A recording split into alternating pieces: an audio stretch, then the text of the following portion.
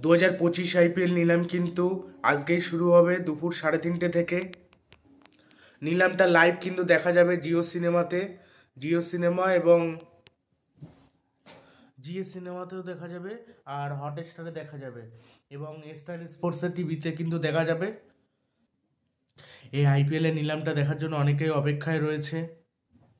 যে কোন প্লেয়ার কোন দলে যায় এটা কিন্তু বোঝা যাচ্ছে না, বোঝা কিছুতেই না, সম্ভব হচ্ছে না। যে তবে সূত্র মারফত অনেক খবর আসছে, এক এক সময় মনে হচ্ছে এক একটা প্লেয়ার এক এক দলে যেতে পারে। যখন যেটা আপডেট পাচ্ছে সবই কিন্তু দেওয়ার চেষ্টা করছি। বাটলার ঋষভ পান্ত এইসব প্লেয়ারের কিন্তু ভ্যালু থাকবে 2025 আইপিএলে, প্রচণ্ড কিন্তু ভ্যালু থাকতে চলেছে। কেন এইসব প্লেয়ারকে সকলে নিতে চাইবে। জ্যাক ফ্রেজার ম্যাকগ্র্যাক, ফিল সল্ট, তারপরে লাইম লিভিংস্টন, এইসব প্লেয়ারের ভ্যালু থাকবে। ভেঙ্কটেশ আয়ার, নীতিশ রানা, আকসদীপ সিংকে টার্গেট করতে পারে পাঞ্জাব। যে অন্য সব দল টার্গেট করবে, পাঞ্জাব কিংস করবে কি আরটিএম ব্যবহার করে তাকে দলে নিয়ে নেবে। মানে ওই যখন যখন ভালো প্লেয়ারকে পাবে না, সেই সব প্লেয়ারের বেশি দাম ওঠা সত্ত্বেও তখন কিন্তু আরটিএমটা ইউজ করতে পারবে। তখনও বেশি টাকাটা যাবে কিন্তু প্লেয়ার কিন্তু ফিরিয়ে আনতে পারবে, এটা কিন্তু বলে দিলাম। এই একটা কিন্তু অনেকটাই সুবিধা। এটাই হলো ব্যাপার হতে চলেছে 2025 আইপিএল নিলামে। যেসব বিদেশি প্লেয়াররা নাম দিয়েছে তাদের কিন্তু পুরো সিজন খেলতে হবে, এই জন্য দেশি প্লেয়ারদেরকে ক্যাপ্টেন করলেও, ওই বিদেশি প্লেয়ারদের ক্যাপ্টেন করলেও কিন্তু কোনো প্রবলেম হবে না। ঠিক আছে, এটাই হলো ব্যাপার। বড় প্লেয়ারদের 2 থেকে 3টে প্লেয়ারদের টার্গেট করতে পারবে। এই যে পাঞ্জাব কিংসের কাছে অনেক টাকা রয়েছে, এরা চাইলেই কিন্তু অনেক প্লেয়ার কিনতে পারবে না, বা প্রচুর দাম দিয়ে প্লেয়ার কিন্তু কিনতে পারবে না, কম প্লেয়ার কিনতে পারবে। এবার এর মধ্যে থেকে বেছে বেছে 2-3টে বড় প্লেয়ার কিনবে, আর সব কিন্তু ছোটোখাটো কম টাকার মধ্যে প্লেয়ার কিনবে। পাঞ্জাব কিংস যেমন বড় টাকা খরচা করতে পারে হয়তো বাটলার অথবা ঋষভ পান্তের পেছনে, একটা ভালো ফাস্ট বোলারের পেছনে, আর একটা ভালো ফিনিশারের পেছনে, একটা ভালো বিদেশি প্লেয়ারের পেছনে, 2-3টে প্লেয়ার, মানে 110 কোটি টাকা তাদের হাতে রয়েছে। 2 থেকে 3টে প্লেয়ারের পিছনে বড় বেশি টাকা খরচা করতে পারে, আর কোনো প্লেয়ারের পিছনেই সেরকম বেশি টাকা খরচা করবে না, অল্প টাকার মধ্যে কিনবে। কলকাতা নাইট রাইডার্স 1 থেকে 2টো প্লেয়ার বড় প্লেয়ার কিনবে, আর সব ছোটোখাটো প্লেয়ারদের দল সাজাবে। এইভাবেই কিন্তু দলটা তৈরি করবে, এইভাবেই স্কোয়াড তৈরি করবে, এইভাবেই কিন্তু খেলাটা হবে। আর আইপিএলের নিলামকারীর নাম হলো মল্লিকা সাগর। এবার মল্লিকা সাগর কিন্তু নিলামকারী। Kagiso Rabada, Mitchell Starc, Jofra Archer, এইসব প্লেয়ারদের, ওভারসিজ বোলারদের ভ্যালু থাকবে। হ্যাজিলউডকে 2টো দল টার্গেট করতে পারে, একটা হলো আরসিবি, একটা হলো চেন্নাই সুপার কিংস আর পাঞ্জাব কিংস। এই 3টে দল কিন্তু হ্যাজিলউডকে টার্গেট করতে পারে। আর কোনো দল হয়তো জশ হ্যাজিলউডকে নেবে না। চাহালকেও অনেকগুলো দল কিন্তু ইন্টারেস্ট দেখাতে পারে, চাহাল, যুজবেন্দ্র চাহালকে। কি যদি কলকাতা নাইট রাইডার্সে আসে তাহলে কিন্তু অবাক হবেন না, তার কারণ ডিজে ব্রাভো কিন্তু ফাজিলুক ফারুকিকে আলাদাভাবে কিন্তু প্রশিক্ষণ দিচ্ছে এবং তাকে কিন্তু তৈরি করার চেষ্টা করছে। সেই জন্য তাকে কিন্তু কলকাতা দলে চাইতেই পারে ডিজে ব্রাভো। তবে বিকল্প প্লেয়ার হিসেবে, প্লেইং ইলেভেনে খেলানোর জন্য না, বিকল্প প্লেয়ার হিসেবে কিন্তু ওটা চাইতে পারে। আর ইন্ডিয়ান ইন্ডিয়ান কোর যে বোলার, এটা করারও চেষ্টা করতে পারে। যদি না পায় তখন কিন্তু বিদেশি বোলার দিয়ে বোলিং তৈরি করবে, বোলিং অ্যাটাকটা। আর স্পিনার তো রয়েছেই। আর ফাস্ট বোলিংয়ের ক্ষেত্রে আর ইন্ডিয়ান স্পিনারদের মধ্যে কাউকে হয়তো নেবে না, হয়তো সম্ভবত একটা স্পিনারকে নেবে, আল্লাহ গজনফির, এই একজনকেই নেবে।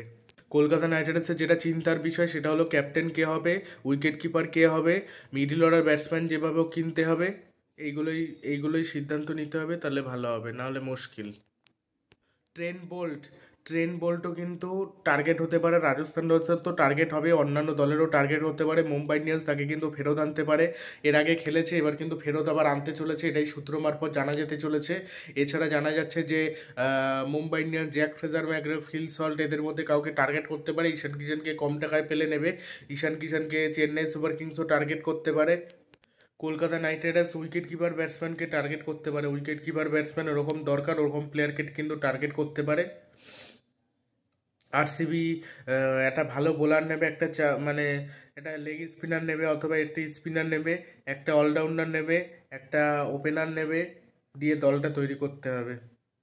উইল জ্যাক্সকে হয়তো পুনরায় কিনে নিতে পারে। আর সিরাজের ক্ষেত্রে হয়তো আরটিএম কার্ড ইউজ করতেও পারে অথবা নাও করতে পারে। যদি ভালো বোলার পেয়ে যায় তো ভালো, যদি ভালো বোলার না পায় তাহলে কিন্তু আরটিএম ইউজ করবে, হয়তো সম্ভবত সেটাই শোনা যাচ্ছে। রাজস্থান রয়্যালস যেরকম উমেশ যাদব কেন, সরি, আবেশ খানকে রাজস্থান রয়্যালস যেরকম টার্গেট করবে, পুরনো প্লেয়ারদের মধ্যে প্রসিদ্ধ কৃষ্ণাকে টার্গেট করবে। কলকাতা হোক চেন্নাই হোক তাদের পুরনো প্লেয়ারদের টার্গেট করবে, যেমন তুষার দেশপান্ডেকে ফিরিয়ে আনার চেষ্টা করবে। তারপরে সিমারজিৎ সিংকে যদি পেয়ে যায় তো ফিরিয়ে আনার চেষ্টা করবে। দিল্লি রাশিক সালাম ধর ওই প্লেয়ারটাকে নিয়ে আসবে। ওই প্লেয়ারটা দেখলাম ঘরোয়া ক্রিকেটে ভালো বল করছে, উইকেট টেকিং বল করছে, একটু মার খাচ্ছে, একটু এক্সপেন্সিভ হচ্ছে, কিন্তু ফিরিয়ে আনার চেষ্টা করবে। দীপক চারকে চেন্নাই ফিরিয়ে আনবে, তারপরে শার্দুল ঠাকুরকে চেন্নাই ফিরিয়ে আনবে। শার্দুল ঠাকুর দীপক চার দুজনকেই আনবে এটা আমি বলতে পারছি না, তবে হয়তো দীপক চারকে আনলে হয়তো শার্দুল ঠাকুরকে আনবে না, শার্দুলকে আনলে আবার দীপককে আনবে না, দুজনের মধ্যে যে কোনো একজনকে হয়তো আনতে চলেছে। সামির রিজভিকে চেন্নাই ফিরিয়ে আনতে চলেছে। কলকাতা নাইট রাইডার্স যেমন পুরনো খালিল আহমেদ, খালিল আহমেদ না, ওই প্লেয়ারটার নাম সাকিব হোসেন, চেতন সাকারিয়া, এদেরকে আবার হয়তো ফিরিয়ে আনতে পারে। সাকিব হোসেনকে ফিরিয়ে আনার চান্স বেশি। দেখা যাক নিলামে কোন কোন প্লেয়ার কোন কোন দলকে কেনে, মানে কোন কোন প্লেয়ারকে কেনে কোন কোন দল, এগুলো সব আপডেট দেওয়ার চেষ্টা করব। আইপিএলের নিলামের আগে একটা কীরকম একটা লাগছে, পরীক্ষা হওয়ার আগের মুহূর্ত যেরকম হয় না, সেরকম টেনশান, দলটা কীরকম হবে কি হয় এগুলো একটা টেনশান। জন্য একটা ভালো ফিনিশার হতে পারে অভিনব মনোহর, যে কিন্তু গুজরাট টাইটান্সে ছিল। অভিনব মনোহর কিন্তু ভালো হাতে মার রয়েছে, অভিনব মনোহর কিন্তু একটা ভালো অপশান হতে পারে, মানে মারকুটে ব্যাটিংয়ের জন্য, ফিনিশ করার জন্য কিন্তু একটা ভালো অপশান হতে পারে, এটা কিন্তু মনে করিয়ে দিলাম। আর মিলারের এক্সপিরিয়েন্স আছে, ওই জন্য মিলারকে কোনো না কোনো দল ঠিক নিয়ে নেবে, আনসোল্ড থাকবে বলে আমার মনে হয় না, সোল্ড হবে। হয়তো প্রথম রাউন্ডে না হলেও পরের রাউন্ডে হয়তো হতে পারে, কেন দ্বিতীয় রাউন্ডের খেলাও চলে। প্রথম রাউন্ডে যদি না হয় দ্বিতীয় রাউন্ডে সেই প্লেয়ার আসে এবং সেখানে বিক্রি হয়, এবং যারা হাই লেভেলের প্লেয়ার তারা আগে বিক্রি হয়ে যায়, এবং অনেক বড় মাপের প্লেয়ারকেও কিন্তু পরে নেয়। এবার অনেক সময় কী হয়, যাদের আমরা প্লেইং ইলেভেনে খেলাবো তাদেরকে কিন্তু নিয়ে নেয়, নেওয়া হয়ে যায়, যাদেরকে ব্যাকআপের জন্য নেওয়া হবে তাদেরকে কিন্তু পরে নেয়, এবং তারপর ওদের কথা ভাবে। আর তারপর তো ছোটোখাটো 20 লাখ 30 লাখে, এবার তো ন্যূনতম 30 লাখ, 30 লাখে প্রচুর প্লেয়ার এরকম বেরিয়ে যাবে, কেনা হবে 30 লাখ 80 লাখ 70 লাখ 50 লাখ 55 লাখ 1 কোটি, এরকম টাকায় বেরিয়ে যায়। বোলারও বেরিয়ে যায়, ব্যাটসম্যানও বেরিয়ে যায়, এরকম থেকেই তারপর প্লেয়ার সুযোগ দিয়ে কিন্তু বড় প্লেয়ার তৈরি হয়। মাহিপাল লোমরর, তারপরে অনেকেই ফিনিশার হয়েছে। আশুতোষ শর্মার একটু ভ্যালুটা বেশি থাকবে, তার কারণ যেহেতু আগের বছর মোটামুটি শেষ দিকে এসে ভালো ব্যাটিং করেছিল, তার দামটা থাকবে। রমনদীপ সিং যদি উঠতো নিলামে, রমনদীপ সিং ভালো দাম পেত, রমনদীপ সিংকে কলকাতা ধরে রেখেছে, 4 কোটি পেয়েছে, ওখানে 6-7 কোটি হয়তো পেতে পারতো আইপিএল নিলামে। রাহুল ত্রিপাঠী 3-4 কোটি টাকার মধ্যে বেরিয়ে যাবে, ভালো মিডল অর্ডার ব্যাটসম্যান হিসেবে, ওপেনও করতে পারে, উইকেট কিপিংও করতে পারে, 3 নম্বরেও খেলতে পারে, 4 নম্বরেও খেলতে পারে রাহুল ত্রিপাঠী। বলছে আইপিএলের নিলামটা কেন লোকে দেখে, আইপিএলের নিলামে কি হয় দেখে, ভারতের খেলা দেখা উচিত, বা ভারতের খেলা তো দেখবই, কিন্তু আইপিএলটা একটা অন্যরকম মজা, একটা বিনোদনের জন্য আইপিএলটা দেখা, এই জন্য আইপিএলটা না দেখলে ভালো লাগে না। আর আইপিএলটাই অনেকে আছে দেখে আইপিএলটা, এই জন্য আইপিএলের নিলামের জন্য অনেকে অপেক্ষা করে থাকে, কবে আইপিএলের নিলাম হবে, কবে দেখতে পাবে আইপিএলের নিলাম। অনেকে আবার ভাবে যে এই আইপিএলের জন্য ইন্ডিয়া হেরে যায়, মানে ইন্ডিয়া হারুক কিন্তু আইপিএল তো চলতে থাকুক, অনেকে এই বলে ট্রল করে আইপিএলকে ছোট করে, কিন্তু আইপিএল কিন্তু সব ক্ষেত্রে দোষী না। এবার যদি কোনো প্লেয়ার খেলতে না পারে, দেশের হয়ে যদি ফর্মে না থাকে, তাহলে তো কিছু করার থাকে না। অনেক প্লেয়ার আছে আইপিএলে ভালো খেলে দেয় কিন্তু দেশের হয়ে ভালো খেলতে পারেনি, তাতে কী হয়েছে, কেউ ইচ্ছা করে দেশের হয়ে ভালো বাজে খেলে না, এবার ফর্মে নাই থাকতে পারে, তাই বলে তাকে ট্রল করা উচিত না। এবার উইকেট কিপার ব্যাটসম্যানদের বেশি ভ্যালু থাকবে, আর ওই যে অলরাউন্ডারদের কেমন দাম পায় এটা দেখতে হবে, হয়তো খুব বেশি স্যাম কারান, তারপরে ওই লাইম লিভিংস্টোন, আরও যারা গ্লেন ফিলিপস, গ্লেন ফিলিপস দেখতে হবে কোন দল নেয়। গ্লেন ফিলিপস 3-4 নম্বরে খেলার জন্য বেস্ট, উইকেট কিপিংয়ে বেস্ট, ওপেন করতে পারে, ওপেন থেকে দিয়ে করানো যেতে পারে, বোলিংটাও করে দিতে পারে, অফ স্পিন বোলিংটা, অনেক রকম কাজ, ফিল্ডিংটা অসাধারণ করে, ফিল্ডিংটা অসাধারণ লাগে গ্লেন ফিলিপসের, অনবদ্য লাগে আমার।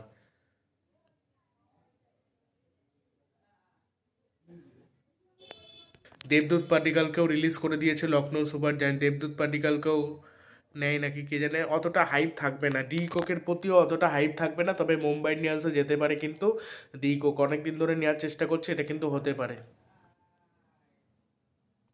কে কে নিলাম দেখতে চলেছো আজকের নিলাম, সেটা অবশ্যই কমেন্ট বক্সে জানাও, এবং নিলাম দেখার জন্য কারা কারা উচ্ছ্বসিত সেটাই অবশ্যই জানাও।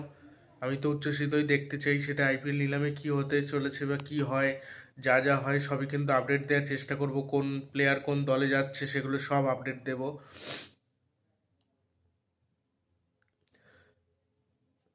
খেলার সব আপডেট পেতে হলে আমাদের চ্যানেলটি সাবস্ক্রাইব করো এবং ভিডিওটি শেয়ার করে দিও।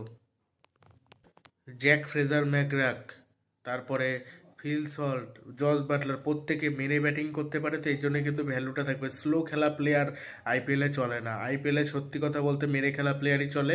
তা অনেক সময় ভালো প্লেয়ার না পেলে তখন ব্যাকআপের জন্য হয়তো ওই সব প্লেয়ার নেয়। স্লো খেলা প্লেয়ার আইপিএলে চলে না খুব একটা।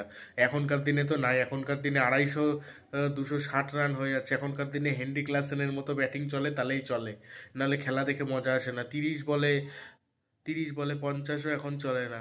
এখন লাগবে হলো 20 বলে 50, 15 বলে 40, এরকম।